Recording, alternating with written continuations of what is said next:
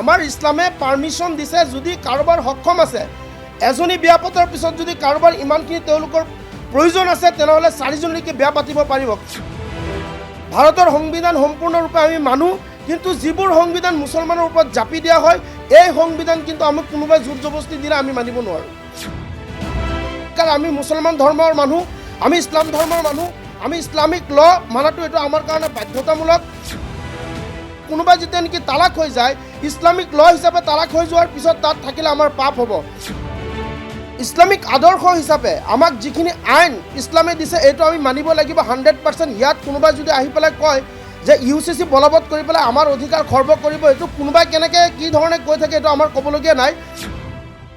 যে আমাৰ ইছলাম ধৰ্মৰ মাজত মহিলাসকলক যথেষ্ট সন্মান কৰা হৈছে, যাৰ কাৰণে আমি সন্মান দি পেলাই সদায় মহিলাসকলক আমি আগশাৰীত ৰাখোঁ। আমি ইমানখিনি নোৱাৰোঁ যে আমি মহিলাসকলক ক'ৰবাত ৰখাই দি পেলাই সেই মহিলাসকলক ক'ৰবাত অত্যাচাৰ কৰা, এই কথাটো আমি কেতিয়াও নিবিচাৰোঁ। কিন্তু এটা কথা স্পষ্ট যে ক'ৰবাত নহয় ক'ৰবাত আপোনালোকে চাব যে কেতিয়াবা কিন্তু আপোনাৰ পুৰুষসকলে কিন্তু অশান্তিৰ পৰিৱেশত তেওঁলোকে থাকিব লগা হয়।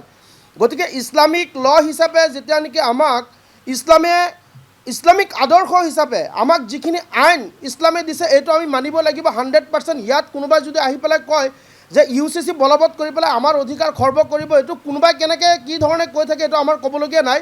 আমাৰ কথা স্পষ্ট, আমি ইণ্ডিয়ান ল মানিম, লগে লগে ইণ্ডিয়ান লই যিমানখিনি অধিকাৰ দিছে তাৰ লগে লগে সমানকৈ অধিকাৰ আমি মুছলমান ধৰ্মৰ মানুহ, আমি ইছলাম ধৰ্মৰ মানুহ, আমি ইছলামিক ল মানাটো এইটো আমাৰ কাৰণে বাধ্যতামূলক।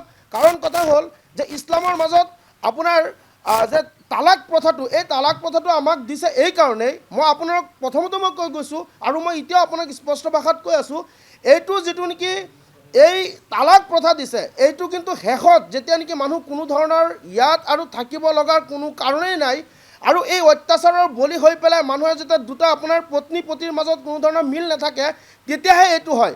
কাৰণ কথা হ'ল এতিয়া কোনোবাই যেতিয়া নেকি তালাক হৈ যায় ইছলামিক ল হিচাপে তালাক হৈ যোৱাৰ পিছত তাত থাকিলে আমাৰ পাপ হ'ব।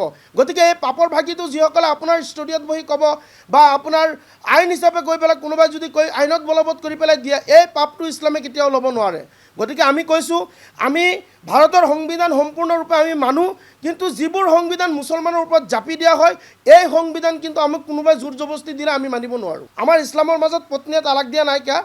আমাৰ চাওক যে আমাৰ ধৰ্মীয় যিটো আইন, ধৰ্মীয় আইনটো বেলেগ, আমাৰ ইণ্ডিয়ান লটো বেলেগ। গতিকে অশান্তিত থাকিলে আপোনাৰ থানা আছে, কোৰ্ট কাছাৰী আছে, তেওঁলোককতো যিকোনো ঠাইত ৰাখি থোৱা হৈছে যে এই হিচাপে দিয়ে। ইছলামিক ল হিচাপে পতিয়েহে পত্নীক তালাক দিব পাৰে, কিন্তু পত্নীয়ে পতিক তালাক দিব নোৱাৰে। আমি এইটো বিচাৰোঁ।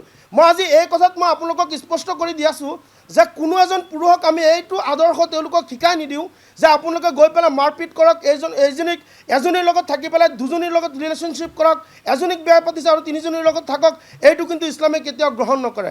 গতিকে ক'ৰবাত যদি পত্নীৰ লগত যদি কোনোবাই অসভ্যালি ব্যৱহাৰ কৰিছে বা তেওঁলোক পত্নীৰ সৈতে, আমাৰ ইছলামে পাৰ্মিশ্যন দিছে যদি কাৰোবাৰ সক্ষম আছে এজনী বিয়া পতাৰ পিছত যদি কাৰোবাৰ ইমানখিনি তেওঁলোকৰ প্ৰয়োজন আছে তেনেহ'লে চাৰিজনীকে বিয়া পাতিব পাৰিব। কিন্তু আজিৰ তাৰিখত আপুনি এজনীতকৈ বেছি কোনো নেপাতে। যদি কোনোবাই কাৰোবাক অশান্তি কৰে বা তাৰ লগত সম্পৰ্ক নাইকিয়া হৈ যায় তাৰ পিছতহে বেলেগক ক'ৰবাত বা প্ৰয়োজন হ'লে বিয়া পাতিব পাৰে। আমাক যে বিয়া পাতিবই লাগিব কোনো বাধ্যতামূলক নহয়।